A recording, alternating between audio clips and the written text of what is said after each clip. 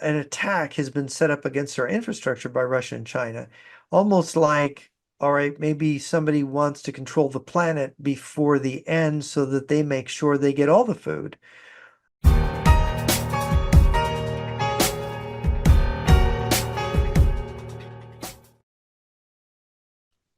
And good afternoon, everyone.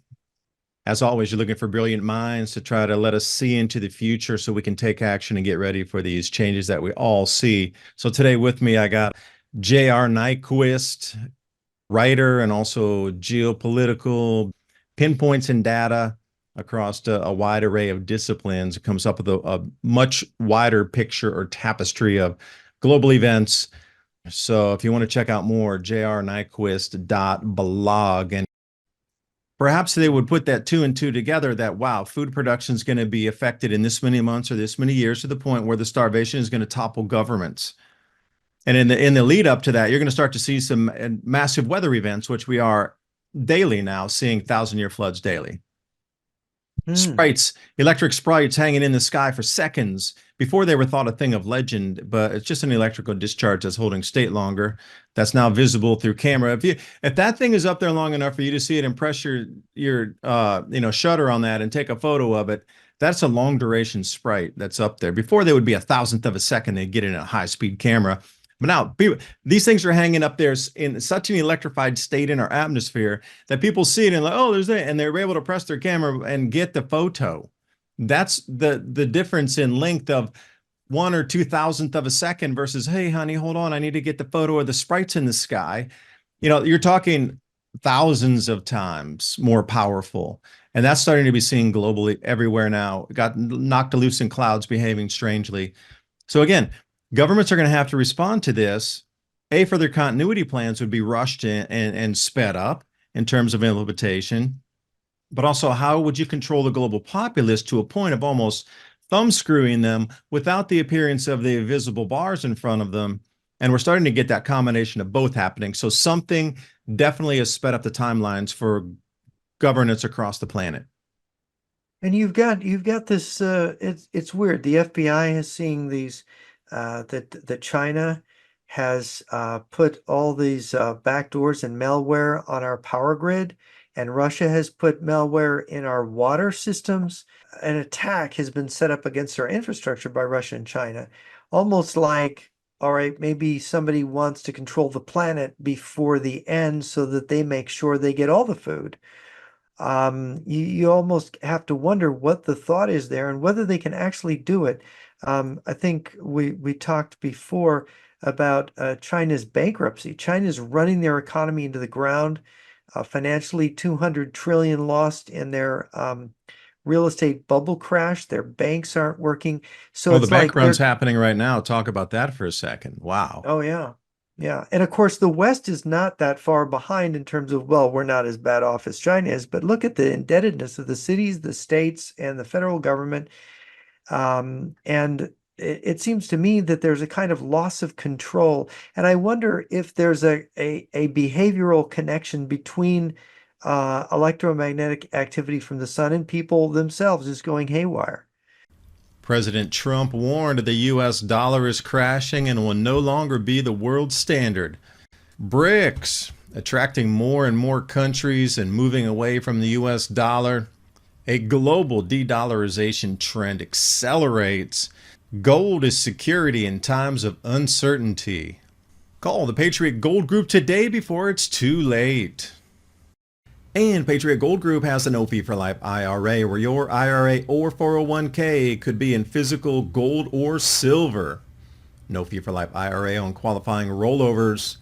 Give them a call, 888-546-7020. And now on with the video. You know, Absolutely. Because you look I at the lobes of your brain, just on the simplest construct here, they're electrically connected. yes. If you only have half your brain, you're not functioning because you got the lobes there, right? So if you interfere with that's why when people get electrocuted, what happens? Generally, they have brain damage or some sort of thing. Yes. Anything electrical that interferes with that system of the body functions on the physiology of that, the way you process reality, If it's going to be more excited and there's going to be more energy inflow into the system, then your brains are going to perceive and pick up those electrical signals differently, and you're going to start to perceive the reality around you in a very different fashion. And I really believe this is what terrifies the leaders of our world. So you can see these very clean demarcations in time, and you can speak to this more eloquently than I can, but you start to see changes inside society where one system was once rock solid and then suddenly it shifts. Either the people shifted or the government shifted it, or in tandem, they both shifted it away from into a new different system. Well, that system is the new system that's going to be able to hold state in a faster vibratory pattern. So you're telling me that we're going to central bank digital currencies, distribution blockchain, digitization of all assets for ownership, and that just magically random happenstance at this same time of all the electromagnetic changes on the sun, the loss of food production, and the changes of governments, the way they've completely corralled the planet and everything is moving in unison. And we're supposed to believe that's just because it's Thursday and they woke up on that side of the bed? Like, please.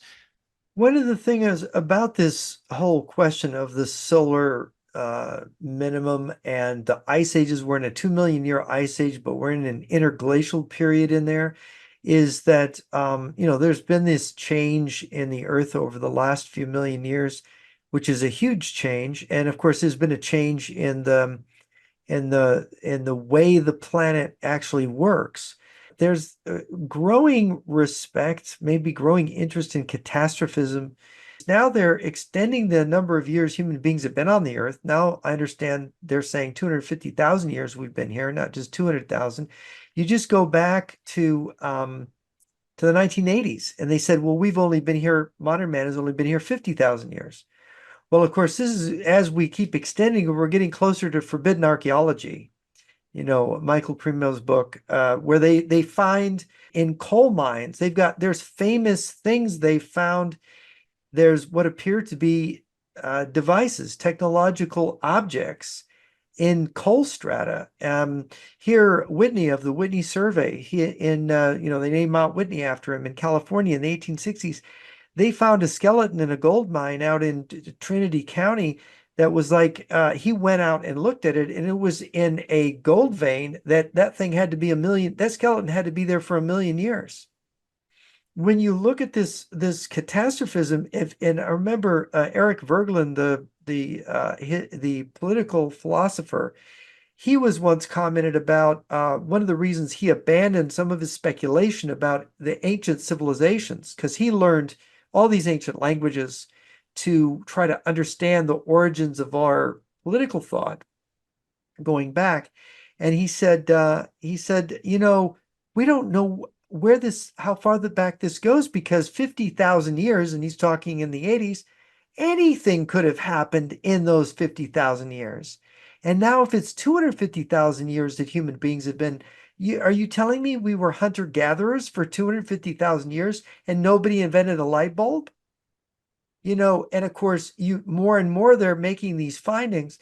And of course, the interesting thing is that if you have a cycle of catastrophe, and a lot of these ancient artifacts and numbers and the mysticism and the knowledge past, like we see in Hamlet's Mill, that book written by the two scientists back in the late 1960s, the idea that these processional numbers indicate an attempt to warn us about a recurring event. And some of these ancient legends, the one author of that book, she had been studying Polynesian myths. And she said, these aren't from history. Where are they coming from? Where are these Polynesian myths coming from? They're not historical. They're something else, but they don't seem to have any meaning. And she was thinking after 10 years of quitting because she just didn't understand what she was looking at.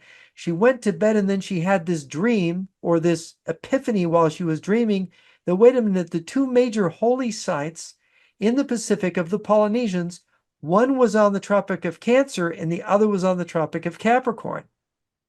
And then she said, wait a minute, those are scientific. Did they know that this was the Tropic of Capricorn and Cancer? Why did they place them there?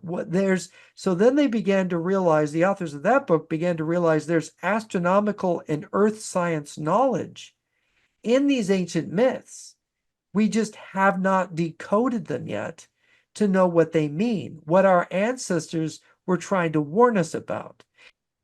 So somebody's trying to signal us about something. And then going back to what Solon was told by the Egyptians, that there are these recurring catastrophes, not just floods when, asteroids crash the earth, which the priests had told him about. What causes the earth to flood is there are these giant objects in space that crash into the oceans and displace the water onto the land, which Solon was told about. But there's this solar event thing that is referred to there. And so the question is, are we looking at evidence that we're close to one of these major events? I would say yes, but the intensity of the event is to be seen. Less dramatic event than a really world destructive one, right? Well, you have to think how fragile our infrastructure is currently, Yes. and even a very light event would take us back pretty much to the Stone Age. And when I say that, that's no joke, because if we lose our water and we lose our food delivery and we lose international transport and we lose telecommunications. So take it back to if we were living in a quote unquote Stone Age environment or pioneering environment, would probably be better because we'd retain some tools and some know-how, and there'd be books around so DIYers could get it back together with a local community. And there's a lot of skills, and a lot of people have a lot of skills these days. So we could pick up the pieces and make it work much faster.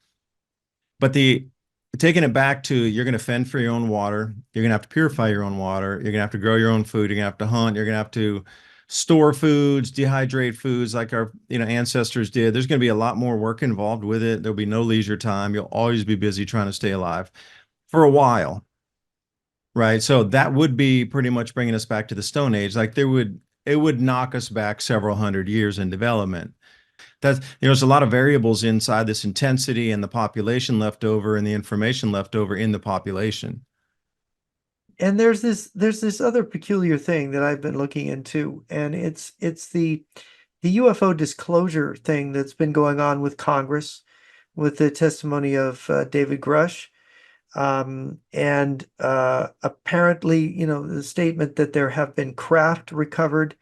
They don't refer they don't refer the beings as extraterrestrials. And there's more and more talk from UFO investigators about breakaway civilizations or something that survived from the distant past that's been with us on the planet. People that maybe before the flood, before the last catastrophe, somehow retained something and have been lurking in the background, watching civilization recover. Speculations of this kind. And there's been people like I don't really care for his analysis much, but it's rather interesting because I think his knowledge of philosophy and the history of technology is very good. Is people like Jason Giorgiani. I have a lot of knowledge of history, and I think I understand how history works better than some of these folks. But there's some strange things. Like Verland said, almost anything could have happened in this 50,000 years, and so we don't exactly know what's going on in terms of some very strange things that have happened in the recent development of the human race, and anomalous. Has the U.S. Got technology that's really super advanced? Did the Germans develop something that we got?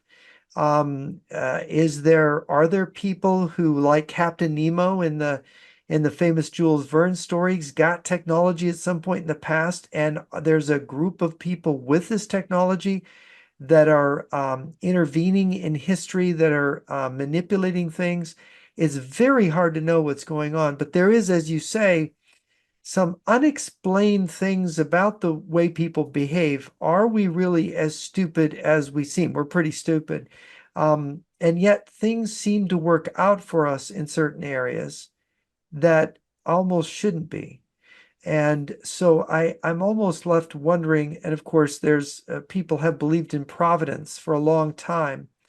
And when we look at the twilight of abundance, 8 billion people on the planet and the possibility of a sudden die-off, where you could lose 4/5 of the world population from a solar flare, or more, larger amount of the population, or you could have a less dramatic event like global cooling, where you're going to lose maybe half the world's population, or maybe a third.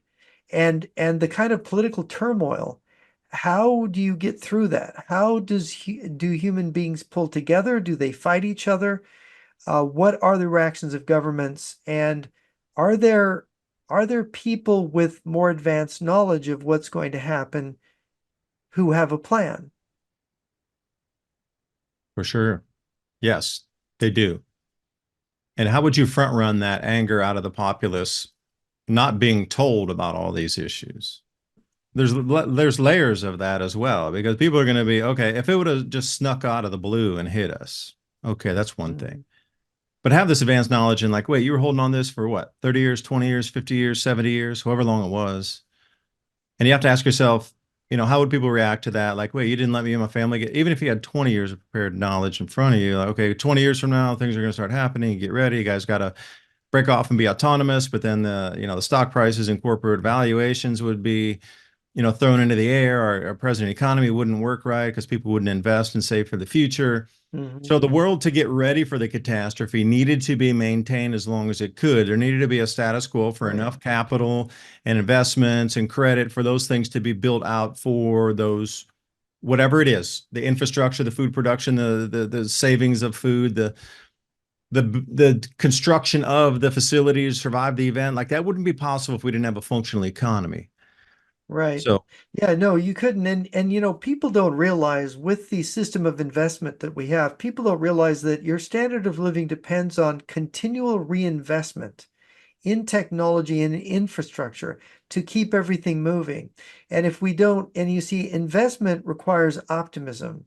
And that optimism is, I'm going to give my paycheck, part of my paycheck every year, to these investments for me to retire on. And these investments are going to give me a return enough that I can retire at the age of 60 or whatever. And the interesting thing is that the minute people say, all right, there's going to be a catastrophe in 10 years, I'm stopping investing, then all of a sudden the system grinds to a halt the minute people think that they see the end coming. Because it really does depend on belief that things are going to get better. Because otherwise, nobody's going to part with that money. They're going to use that money to try to survive in the near term, right? well, then we see the printing of never-ending money across, you get China, the EU, United States, Australia. It doesn't matter where you sit, they are printing and fictitiously and artificially increasing values to give that optimism to keep this system going as long as it can. And you look out and it's bare for everybody to see. We're switching systems over to the BRICS aligned nations. We're moving away from dollar. Is that true, really? Or is it just a way to print more money and keep people strung along for that little bit extra time? Because I tell you what COVID did, it allowed the world to print more money than had ever been printed in human history without even blinking an eye. Nobody even asked why. They doubled the Mhm. money supply, and suddenly, what about all that extra money? That seems like a fast track tactic for me. Double the money supply and build more stuff more quickly, because it's even more inbound faster than. So at the very end, they're going to pull the plug. And at that point, unknown, but how do you think governments would react then? They'll be in their arc by that point. They won't really care. They never cared. There's only so many lifeboats on the Titanic. Of course, they go to the first class passengers, right? The lower class passengers, they didn't get any lifeboats. Most of the people that died on the Titanic were not people of the upper crust. And even among the wealthy people on the Titanic, the men didn't get a lifeboat. They gave it to the women and to children first. It seems to me that so do you see evidence then that there is this kind of lifeboat getting ready to man the lifeboats kind of indicators and things you're seeing in different countries? I mean, the chicken registration is an interesting data point. Are there other data points like this? Well, there seemed to be a concerted effort to shut down all raw dairy distribution anywhere currently. Anybody who has any kind of raw milk product made from butter, creams, anything like this, there's a huge amount of enforcement going on behind the scenes right now in almost every state across the United States. If anybody who has a cow share or something like this that provides raw milk. Well, there is a disturbing aspect to this that if you have a nuclear war, milk is one of the main things contaminated by strontium-90, which is an isotope from radiation of detonating nuclear devices. I mean, that almost sounds like they're getting ready for a nuclear war. Because you would want to regulate, because you see, the problem is if you can't keep track of what milk is contaminated, people eat that, they're going to get that strontium-90 in their bones, and you're going to get leukemias and cancers down the road and maybe in millions of people, right? If those people drink that milk. Um, that is a disturbing data point about milk. Well, your mind is coming that they really care about you that much that they would do it. I'm looking at it more as a cash cow payday for some remediation for that. Because if the nuclear war starts, that should be y'all's trigger that they're pulling up the gates to the moat of the castle, that the distraction and the chaos and the market collapses are going to allow them to escape. And governments are going to be there. Don't think it's just individuals.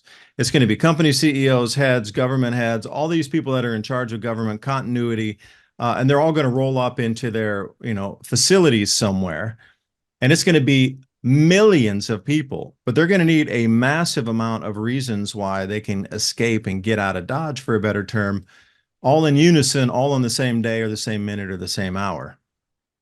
It's Truly hard for me is. to imagine that in that kind of situation that any government remains in effect, that anybody remains in charge.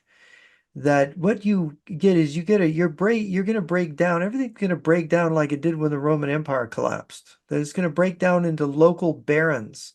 And the local baron is a tough guy in the neighborhood who's, the new sheriff in town, so to speak, who's able to protect people and decide who eats. It's not going to be governments that are going to do that. Of course, what I've tracked in studying political sociology and science is that in modernity, you have this thing where people in positions of authority and the whole concept of bureaucracy seems to over time break down into the we don't want to do anything if we don't have to because we're bureaucrats and we get paid no matter what we do, and let's lie because we just bungled, so we'll blame it on something else and we'll lie about it. And of course, if you look at the history of government, those governments that are effective are the ones that understand reality, can communicate it, don't really lie. And the heroes of history are the people that see the truth and are brave enough to speak it and make a real positive change. Those are the heroes.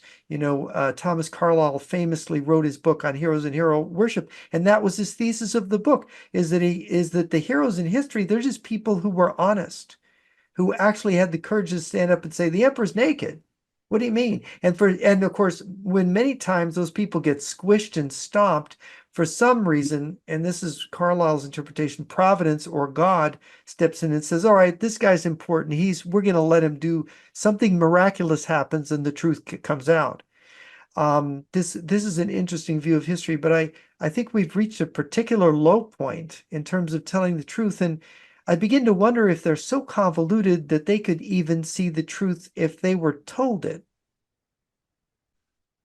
Take away from that statement right there Yeah. that we are going to need to rely on our communities. So to start to build those relationships with those you think are honest and those you think might be a leader of a community if there were a governmental breakdown. Like those are the people you want to start to, know or introduce yourself or hang around more. Also, your local vendors, they're still going to have stock when everything, even if the supply chains are broken down. They always have extra, some stuff in a barn, in a warehouse or whatever. Those are the people you're going to want to trade with, the local people that you know in your local community and their local stores, hardware stores, whatever it is, foodstuffs, could be anything, bakeries. They all have the skills. Those are people you're going to want to communicate and connect with prior to this happening. And then you also knowing that this is just baked in, no pun intended, for bread making, but you're going to have to be responsible for more of your food. Now, you can't grow everything, obviously. So if you can overproduce something, take that and understand how the value can be used to then trade on for something else that you could use.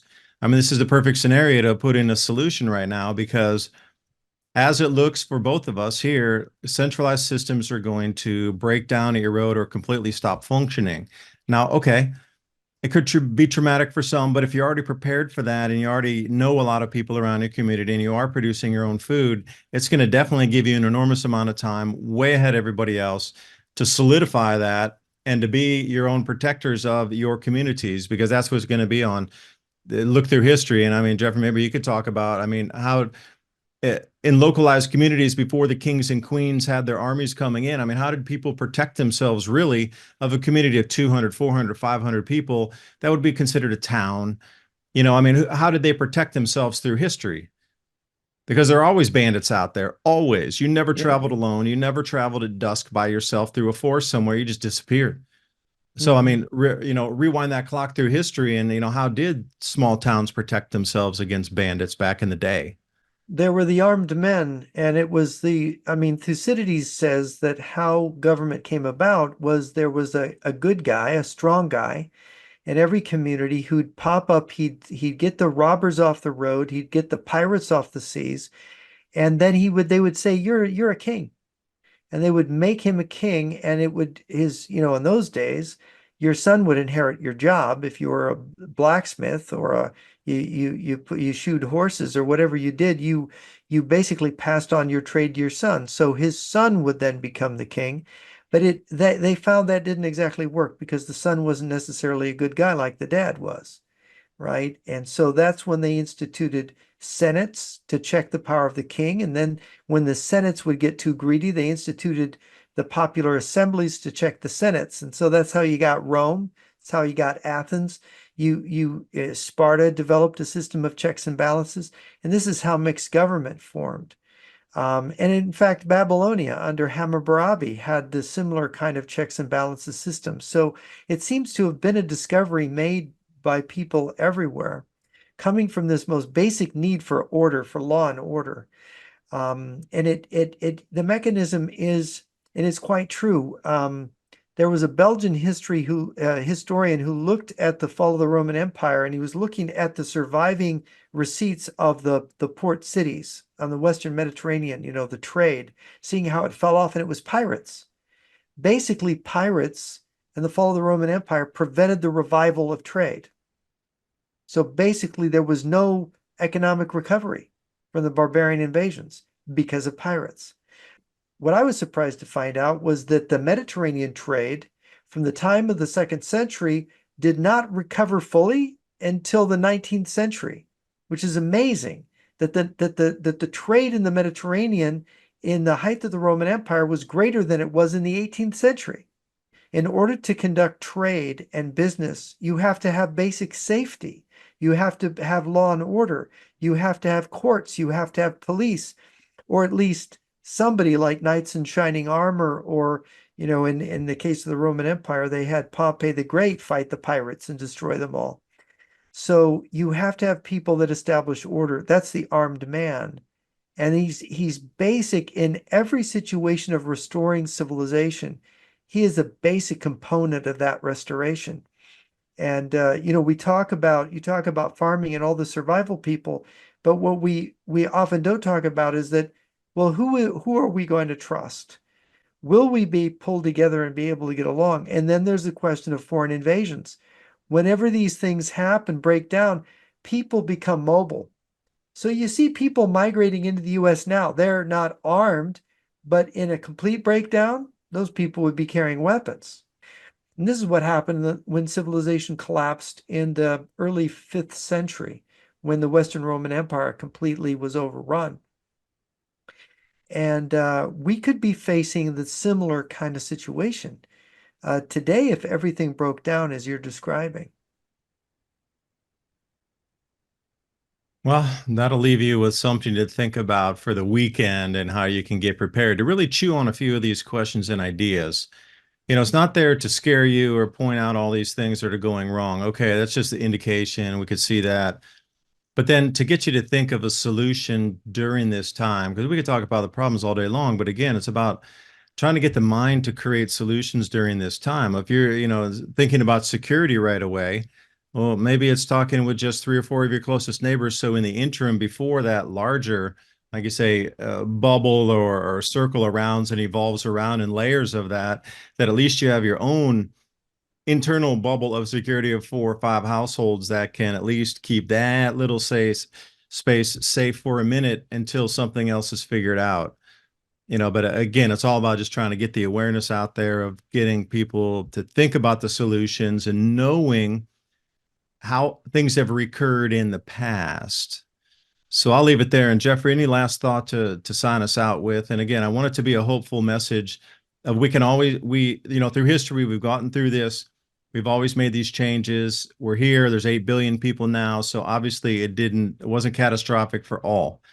So how are we going to get through this and thrive during these times based on historical patterns by identifying the problem first? Well, Americans may be the best people in terms of surviving this and getting through it because we come out of a tradition of being a frontier society. We're a society of can-do and engineering. We've got the Yankee spirit in much of us. And of course, we are already underpopulated as a continent. We are not as badly overcrowded as China or Europe. We don't have some of the problems that some of the other continents. We have more arable land than anybody else, any other country.